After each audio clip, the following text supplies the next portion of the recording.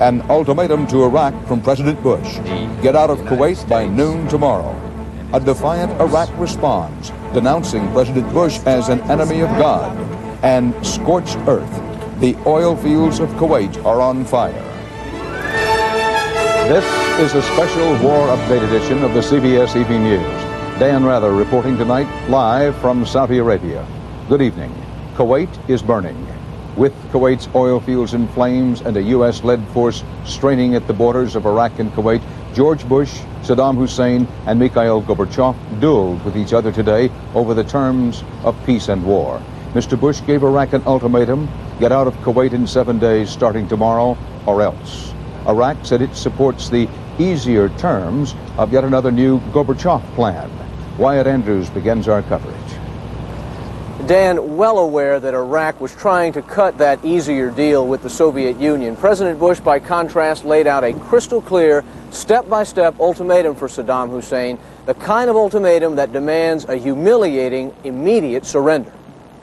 The coalition will give Saddam Hussein until noon Saturday to do what he must do: begin his immediate and unconditional withdrawal from Kuwait. We must hear publicly and authoritatively his acceptance of these terms. Mr. Bush warned that Saddam can avoid an Allied ground offensive only if Iraq begins its withdrawal by noon tomorrow, completes the withdrawal in 7 days, and removes its troops from Kuwait City itself within the first 48 hours.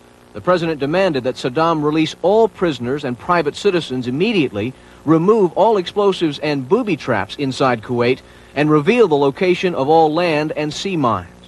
This goes to Saddam Hussein.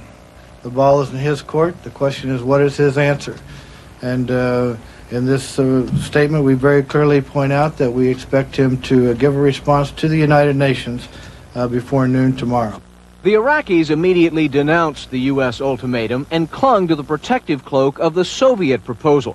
The White House, instead of publicly condemning the Soviet plan, actually praised Mikhail Gorbachev for achieving Iraq's promise to withdraw. President Bush and President Gorbachev have had a number of communications, and they have a very good understanding on this matter. The question now is, what's Saddam Hussein going to do? Behind President Bush's ultimatum today was the feeling here at the White House that Saddam cannot be trusted to live up even to the Soviet peace plan, and that besides, enough is enough. Privately, White House officials, though, are describing Gorbachev as a side player to all this anyway, and say that President Bush in his conversation with the Soviet president said, in effect, that with U.S. troops in the field, it is the U.S. ultimatum that will matter. Wyatt Andrews, CBS News, the White House. With the U.S. openly rejecting their proposal, the Soviets took Tariq Aziz back to the negotiating table this morning. Foreign Minister Alexander Besmertnik led the team that hurriedly tried to hammer out a sharper and tougher deal. It has been a good round of negotiations. The Iraqis have made concessions. It has been a good round of negotiations. Gorbachev spokesman